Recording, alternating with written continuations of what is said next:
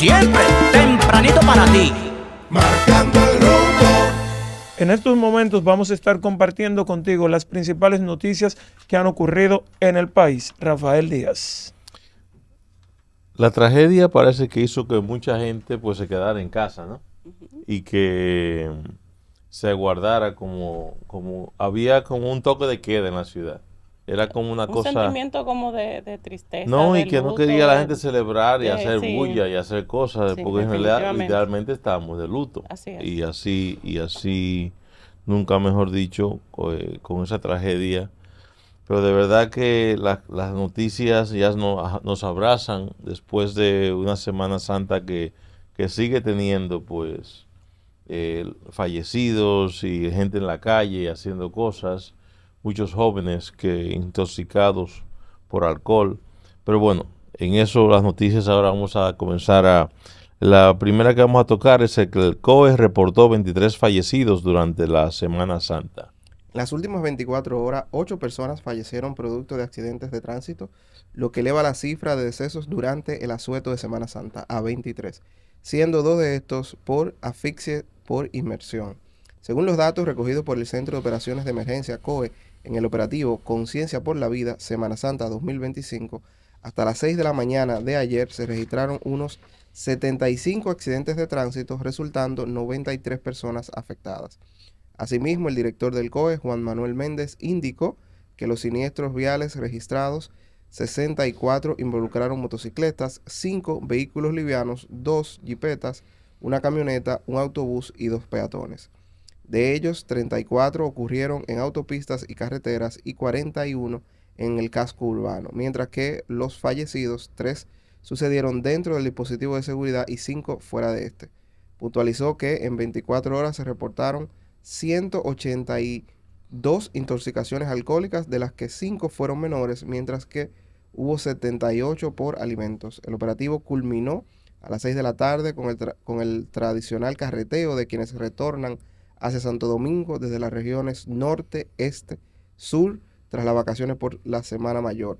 Destacó que se ha realizado unos 9.600 operativos de asistencia vial al público concerniente a la reparación mecánica, cambios de neumáticos, remolques, entre otros, así como más de 1.200 atenciones médicas, 200 de las cuales 12 fueron a menores extraviados y entregados a sus familiares, y 8 fueron personas rescatadas en distintas playas. En el boletín número 3 señala que la Defensa Civil ha realizado 32 asistencias en diferentes provincias, consistente en la atención por traumas, hipertensión arterial e intoxicación alcohólica. Además, 7 personas fueron rescatadas de las aguas del mar de las playas de Miche, en El Ceibo, en Juan Dolio, en San Pedro de Macorís, en Rincón, en Las Galeras y en Arroyo Barril de Samaná.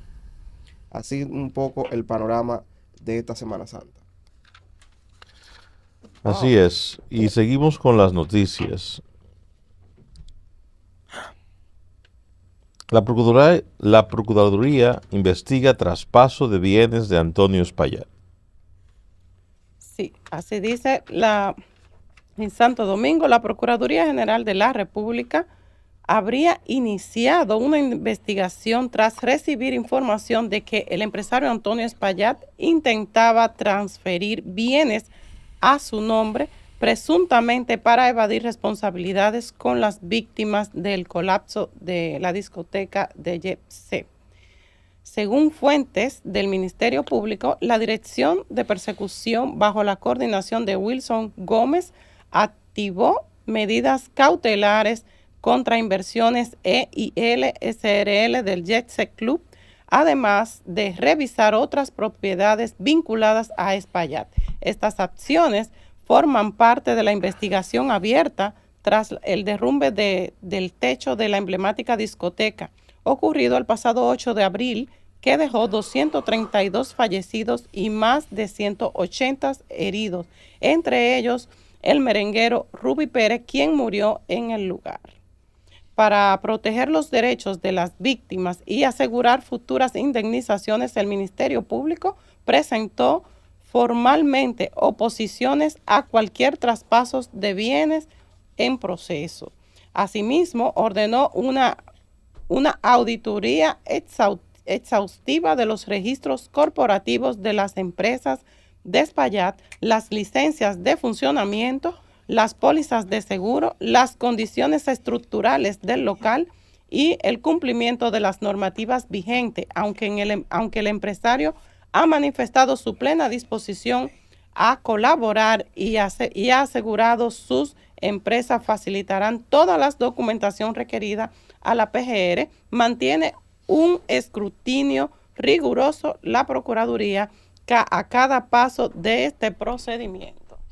Nosotros vamos a retomar esa noticia ahora, pero Franiel vamos a decir que noticia de último minuto, que no la teníamos contemplada, y le agradecemos a Yerlin Guzmán, la voz autorizada del viernes, que nos envía la siguiente noticia. Franiel. Bueno, señores, acaba de anunciar el obispado de Roma lo siguiente, una noticia triste para comenzar este lunes, que lo estábamos iniciando con muy buenas energías.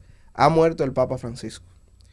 El primer Papa latinoamericano y que ha hecho una historia profunda, digamos, por los intentos liberales, vamos a decir, de encaminar a la Iglesia Católica hacia un nuevo lugar. El Papa Francisco tenía 88 años de edad y se informó que a las 7:35 de la mañana de este lunes, el obispo de Roma, Francisco, regresó a la casa del Padre. Toda su vida estuvo dedicado al servicio del Señor y de la Iglesia. Es una información que ha sido emitida este lunes por el cardenal Kelvin Ferrat en su calidad de camaleón del Vaticano, desde la capilla de Domus de Santa Marta. Francisco, que sufrió una enfermedad pulmonar crónica y a quien se le extirpó parte de un pulmón en su juventud, fue admitido en el Hospital Guermin el 14 de febrero, si no mal recuerdan todos los que nos escuchan, por una crisis respiratoria que derivó en una neumonía bilateral. Pasó 38 días ingresado y hospitalizado, que ha sido el periodo de tiempo que, según los registros médicos del propio Papa, es el tiempo que más ha estado en cuidado. Sin embargo, el domingo de resurrección y antes de su muerte, para bendecir a miles de personas en la Plaza de San Pedro y sorprenderlas con un paseo en el papamóvil por la plaza, lo que provocó aplausos y vítores de quienes se encontraron ahí y quienes asumían que el Papa había recuperado su salud. Desde su primer saludo como Papa, un casual buenas noches, hasta su acogida a los refugiados y a los oprimidos, Francisco marcó un tono diferente en su papado, enfatizando la humildad sobre la soberbia en una iglesia católica asolada por los escándalos y la indiferencia. Ese era el Francisco que se nos ha ido hoy. Tras esa noche lluviosa del 13 de marzo de 2013, el argentino Jorge Mario Bergoglio, como es su nombre de pila, trabajó con un soplo de aire fresco para la institución que tiene ya más de 2000 años de antigüedad y que había visto decaer su influencia durante el problemático papado de Benito XVI, cuya sorpresiva renuncia llevó a la elección de Francisco. Sin embargo, el nuevo Papa no tardó en hacerse de problemas con la vieja guardia de la Iglesia. Muy lamentable esta noticia para comenzar este día que teníamos con tanta energía, el fallecimiento del Papa Francisco. Pues es una pena que tenemos esa muerte. Se nos agrega. Sí, que se nos agrega a todo esto y después de Semana Santa. Mira, exacto. Yo ayer cuando vi que él salió y dio una vuelta en el papamóvil en la plaza del Vaticano, pues también pensé igual como decías tú, Rainier, la noticia, que sea, pues mira, después de tantos problemas, es obvio que era muy frágil su situación de salud y que aunque las noticias siempre dan aliento de que las cosas iban mejor, pero fíjate que parece que no. Parece que pues llegó a un punto donde pues insostenible para el Papa Francisco, que que tiene una trayectoria, pues, de ser el primer papa, ¿no? Latinoamericano. Latino. Sí, que- y humilde, cercano. Y una persona, pues, distinta, ¿no? Si vemos su trayectoria, es una persona que fue reconocido por la iglesia, por su espiritualidad y su forma de llevar las cosas. Y al principio fue un poco controversial, pero Sí, porque fue un papa reformista, un papa incluso con una actitud inclusiva y además comprometido con los pobres. Fue muy humilde realmente. yo creo que en ese sentido la iglesia tiene que sentirse que hemos perdido un gran papa. No, la Iglesia Católica ha perdido digamos, un elemento catalizador, porque yo creo que el Papa Francisco era eso, era un elemento catalizador en un momento, como decíamos anteriormente, que en el cual la institucionalidad, porque no quiero embarcarlo en esa religiosidad que tiene tiene muchos frentes y muchas formas de expresarse, pero la institucionalidad católica estaba muy vulnerable, muy asediada, navegando muchos escándalos sobre situaciones en las cuales se han involucrado sus miembros, pero que el Papa Francisco vino a darle otra cara, vamos a decir, a darle otra cara, a darle otro rostro a la Iglesia Católica, sobre todo en un momento donde han descendido muchísimo los números de su feligresía, en países muy tradicionales como Europa, los Estados Unidos, y que nos sorprendió mucho. Sorprendió lo de la elección de Francisco, pero tampoco sorprendió porque es América Latina hoy el bastión más importante que tiene Así es. la Iglesia Católica y daba que tocaba ya que fuera un papa latinoamericano. Hay que ver de dónde serán ahora, porque la Santa Sede, luego de que esto se sucede, como ustedes recordarán, se convierte ahora la Santa Sede en una sesión permanente de discusión y elección para elegir un nuevo papa que va a representar a la Iglesia Católica.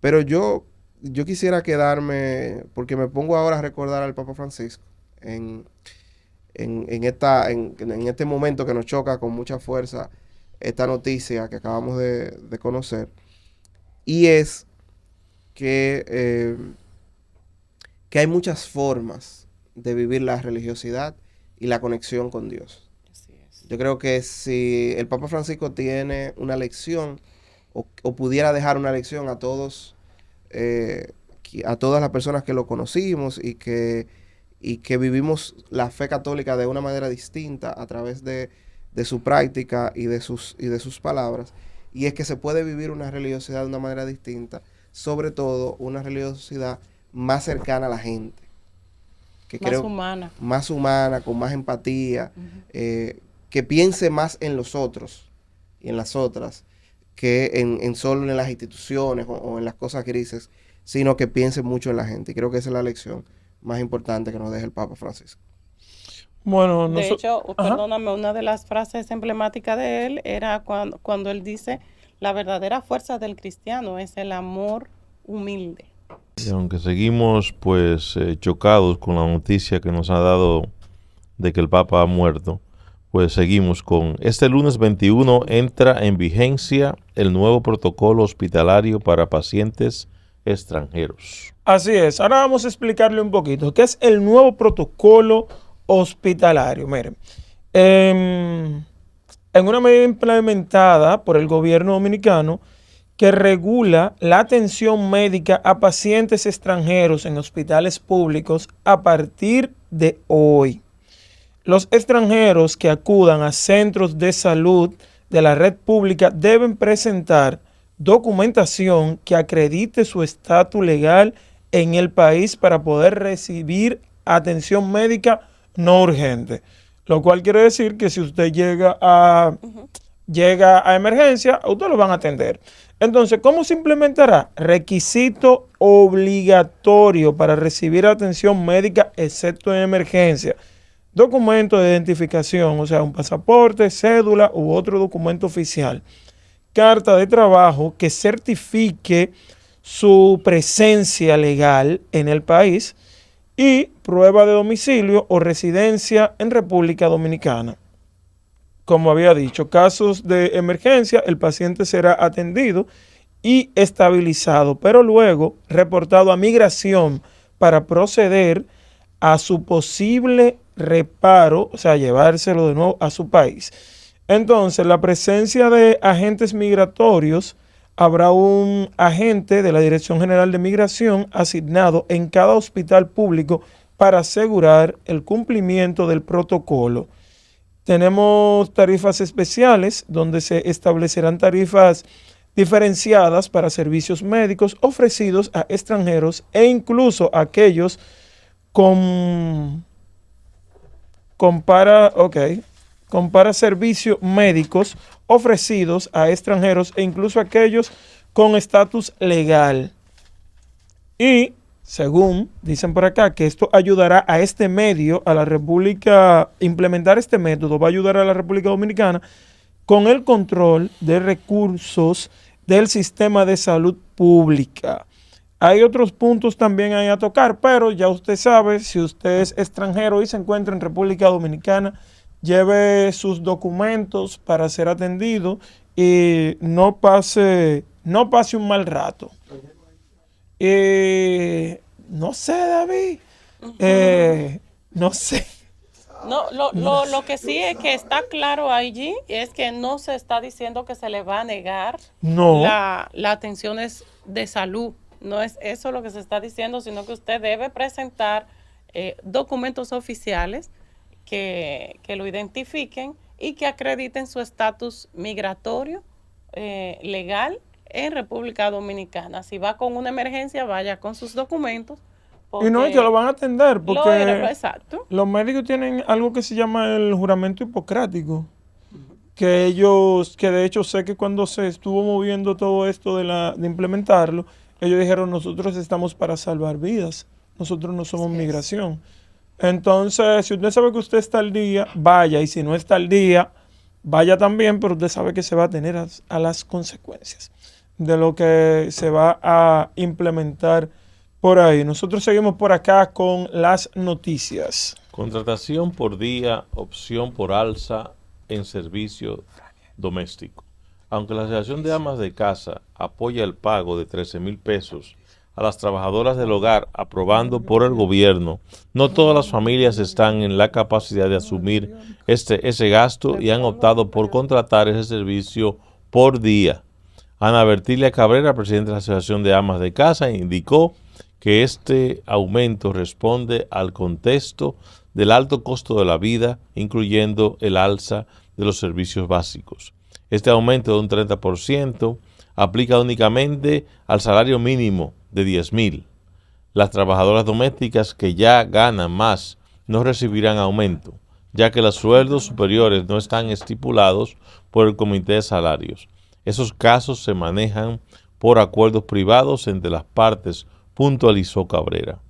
De su lado, Cabrera, de 35 años, quien tiene una empleada doméstica en casa para atender a su madre, expresó que el alza de salarial es significativa y necesaria debido al aumento del costo de la vida de los últimos años. Aunque la resolución es reciente, algunas familias ya aplicaban algunos aumentos mayores a ese monto. Por ejemplo, es Elizabeth Valverde, de 25 años, residente de Villa Altagracia, quien labora con dormida de viernes a lunes en una de las casas de familia y devenga un salario de 15,000 pesos mensuales. Aunque la medida parece justa, no todos los propietarios de hogares pueden asumir el incremento. Tal es el caso de Lidia Flete, de 35 años, residente de Las Terrenas, empleada y madre de un niño de 3 años. Cuenta que ha tenido que contratar una persona por solo 2 días a la semana para que realice la limpieza del hogar. Para calcular el monto, se debe pagar a un empleado doméstico por día, se toma el salario mensual aprobado por el Ministerio de Trabajo, 13,000 pesos, y se divide entre 23.83 días laborables. Oigan, el salario, 13,000, se divide entre 23.83 días laborables, lo que da como resultado 546 pesos diarios. Es decir, si un empleado trabaja 2 días a la semana, devengará un salario semanal de 1.092 pesos. Así que las personas que a esto les afecte, que serán muchas personas, porque aquí tenemos una cultura que todavía permite, ¿no? Cada día va a ser menos frecuente, porque claro, como dice el artículo, los gastos del día a día, por más que el gobierno crea que no son reales, el alza de los precios es una realidad en el país y nadie habla de ese tema. Ahora se toca porque se le tiene que levantar un 30%, aumentar el 30% de salario a esos 10,000 pesos, que cuando vemos es un cambio importante. Quien pagaba 10,000 y ahora tiene que pagar 13,000, pues con el alza de precios, yo creo que esto va a ser un problema serio.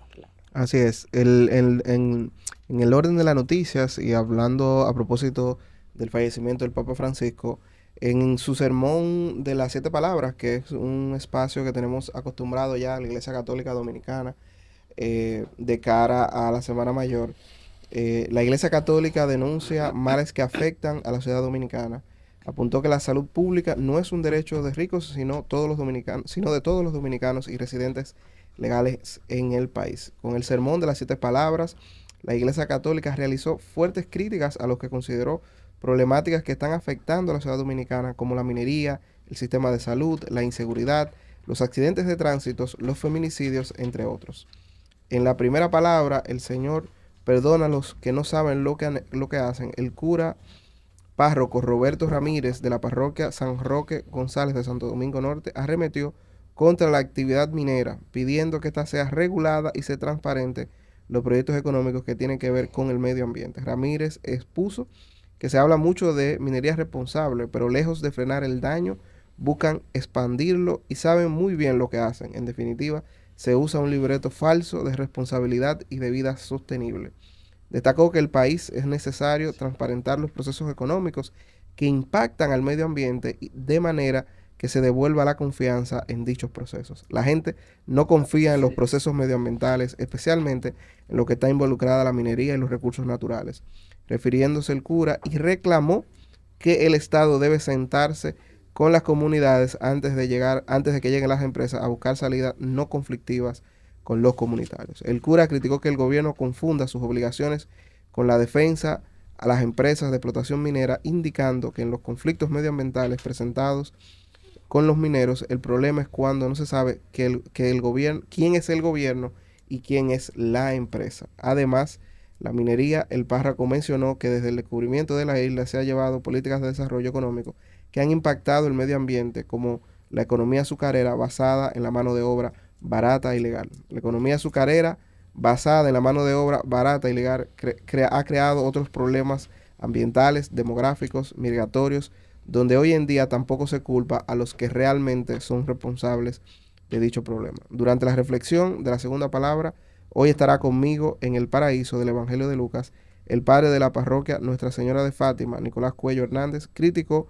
un legislador obtenga un sueldo muy por encima de la clase médica. Necesitamos una mejor remuneración para nuestros médicos, enfermeras y personal de salud. No podemos olvidar que para la pandemia los médicos y enfermeras fueron los héroes de este pueblo. No es posible que un legislador gane 3 y 4 veces más que un médico especialista.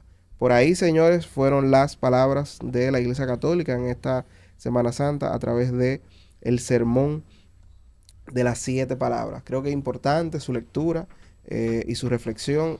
Me llama mucho la atención la postura crítica que asume la Iglesia frente a la minería en la República Dominicana, frente a los problemas medioambientales, que ojalá se puedan encaminar hacia un mejor lugar. Y eso que por no ser extensivo la noticia, pero la verdad que hay que prestarle atención al sermón a esta excusa, ¿no?, que usó la Iglesia para realmente poner en la mesa temas que vienen afectando y que venimos comentando desde hace meses en el programa, como es el clientelismo político como es la violencia intrafamiliar, como es el sistema penitenciario. Todos esos temas los desarrolló la iglesia con muchos detalles en su sermón de las 7 palabras, y de verdad que yo me quedo con una frase que durante la lectura del sermón de las 7 palabras, los líderes religiosos llamaron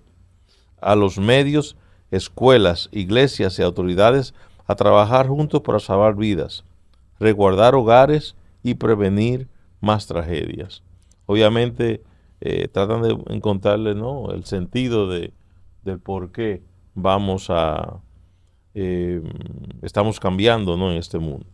Así es, nosotros vamos ahora a hacer el cambio de televisión y nos quedamos solamente en radio. Usted quédese con nosotros que aún hay más de Marcando el Rumbo. Comenzando el día, informando, analizando al mundo.